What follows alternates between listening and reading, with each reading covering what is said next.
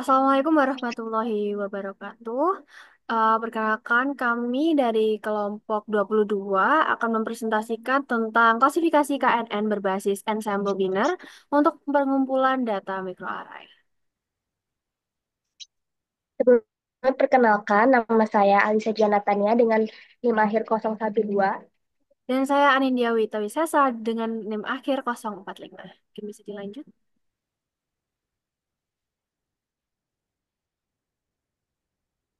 Mungkin bisa dilanjut. Nah, di sini saya akan menjelaskan mengenai apa sih dokumen atau file yang kami sudah dapatkan. Jadi yang pertama, model yang diusulkan pada dokumen berikut adalah Ensemble Classifier berbasis K-Nearest Neighbors atau KNN yang dirancang untuk dataset dengan banyak fitur seperti microarray. Nah, microarray ini telah berkembang sejak tahun 1990-an dan banyak digunakan dalam bioinformatika seperti bidang medis dan pembelajaran mesin. Lalu pendekatan yang digunakan itu melibatkan pemodelan interval, di mana setiap interval mewakili ketidakpastian dalam penentuan kelas. Nah, interval kemudian digabungkan menggunakan fungsi agregasi berbasis nilai interval. Selain jadi model yang digunakan ini mengadopsi strategi bagging yang berarti beberapa KNN dilatih pada subset berbeda dari dataset pelatihan untuk meningkatkan kinerja keseluruhan. Selain itu, model ini juga menggunakan Swigger linear order pada tahap prediksi untuk mengoptimalkan keputusan klasifikasi.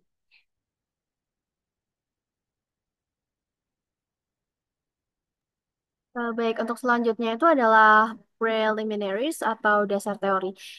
Bagian ini akan menjelaskan tentang konsep-konsep dasar yang digunakan dalam penelitian, yang terutama mengenai metrik jarak dalam algoritma K-nearest neighbors dan juga konsep intervalued aggregation dalam klasifikasi microarray. Nah, untuk yang pertama ini ada Euclidean distance. Nah, di sini merupakan metrik yang paling umum dalam ruang dimensi dan mengukur jarak garis lurus antara dua titik dengan persamaan yang tertera di layar.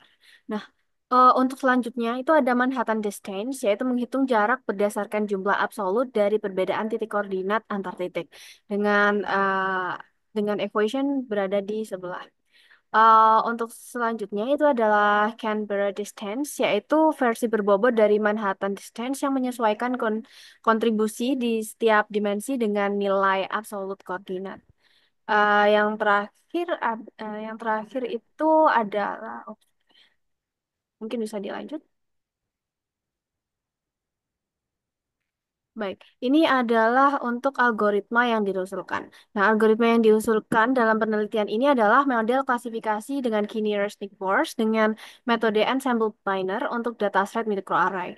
Nah, untuk pendekatan ini membagi ruang fitur menjadi beberapa subtabel dan juga menerapkan agregasi berbasis interval untuk meningkatkan kinerja klasifikasi. Nah, ini dibagi menjadi 5 tahapan, yaitu tahapan algoritma. Yang pertama adalah pembagian fitur, yaitu di mana dataset yang tadi sudah disiapkan itu dibagi-bagi menjadi beberapa subtabel berdasarkan jumlah fitur-fitur yang ada di situ. Nah, untuk selanjutnya ada pelatihan model. Setelah tadi ada pembagian fitur di mana itu membagi-bagi menjadi subtabel, maka subtabelnya itu digunakan untuk melatih berbagai model KNN dengan jumlah tetangga yang berbeda. Nah, setelah itu akan ada perhitungan koefisien kepastian di mana model-model KNN ini menghitung probabilitas keanggotaan kelas untuk setiap sampel.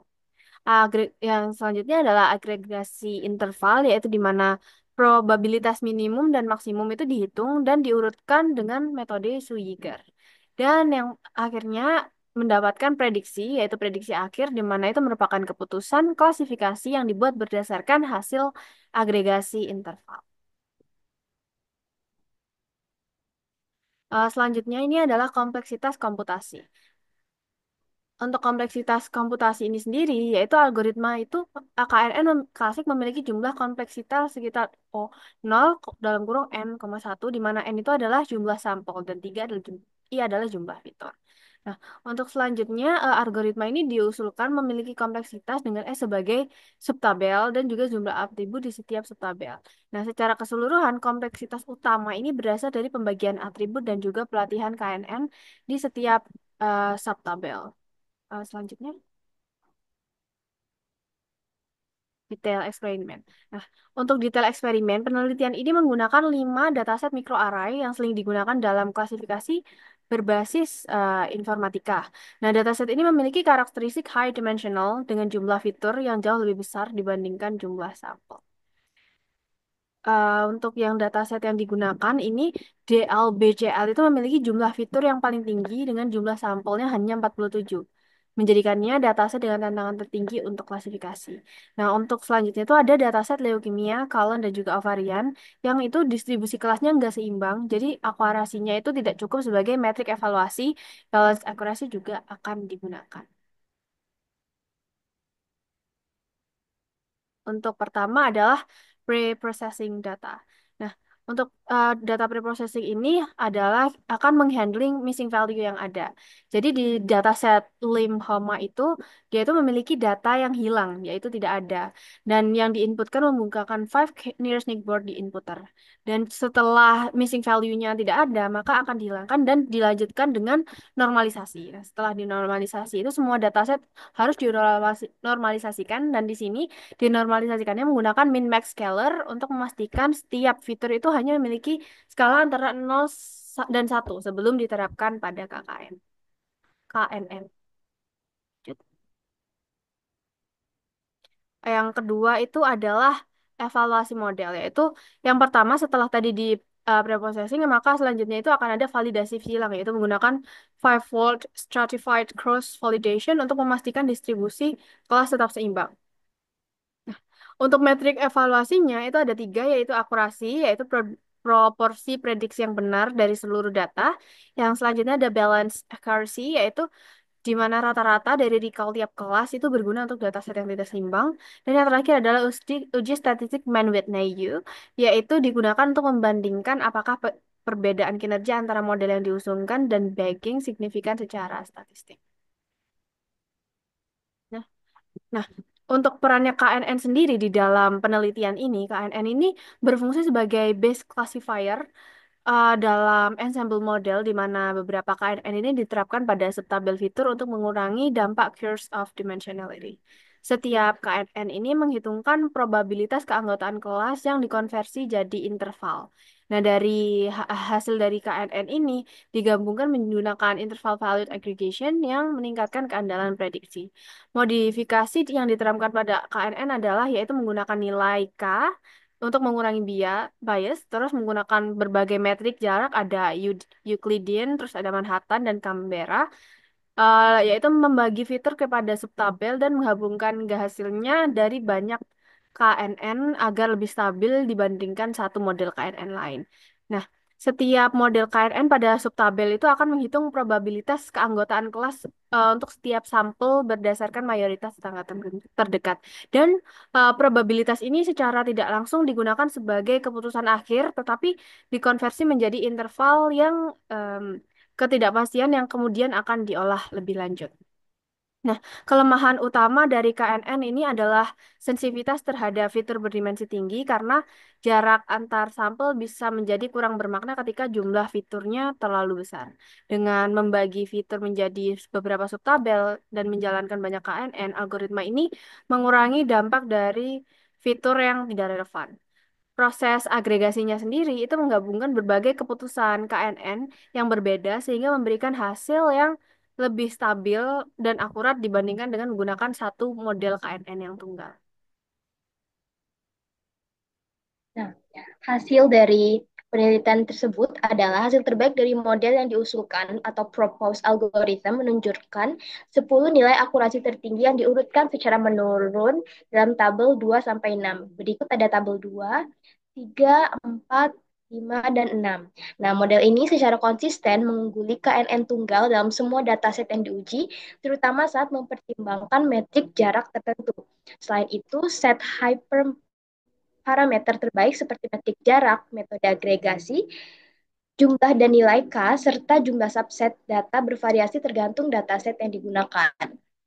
Lalu pada tabel 7 sampai 8, perbandingan rata-rata dan median akurasi serta balance akurasi antara model yang diusulkan dan bagging assemble menunjukkan bahwa model yang diusulkan memiliki performa lebih baik. Uji statistik Man-Whitney-U dengan tingkat signifikansi 0,05 dilakukan untuk membandingkan keduanya, yaitu tabel 9 dan 10, dengan hasil p-value yang ditampilkan pada tabel berikut. Dalam sebagian besar kasus, perbedaan signifikan menguntungkan model yang diusulkan, sedangkan pada beberapa kasus lain performanya sebanding dengan bagging ensemble. Maka kesimpulannya, model ensemble Maka kesimpulannya, pemilihan metrik jarak yang tepat juga berperan penting dalam meningkatkan performa model. Sebagai contoh, dalam dataset AMLALL, model yang diusulkan atau PRPALJ mencapai akurasi 0,887 kurang lebih 0, kurang lebih 0,086 lebih tinggi dibandingkan KNN tunggal, yaitu 0,873 kurang lebih 0,07 dengan K sama dengan 5 dan metrik Canberra. Keunggulan serupa juga ditemukan pada dataset lain seperti kolon, DLBL, DLBCL, dan ovarian, menunjukkan bahwa model ini lebih unggul secara keseluruhan.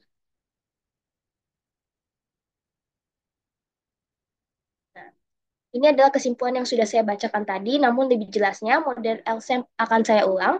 Model ensemble yang diusulkan berbasis KNN terbukti lebih unggul dibandingkan KNN tunggal dan bagging assembles dalam sebagian besar dataset yang diuji. Kemudian penelitian selanjutnya akan berfokus pada dataset dengan lebih banyak fitur, mengeksplorasi berbagai metode pembagian fitur ke dalam subtables, serta menguji pengaruh hyperparameter menggunakan random search. Selain itu, pendekatan pemodelan interval yang terbukti efektif ini akan diterapkan pada masalah klasifikasi lain di luar dataset berdimensi tinggi.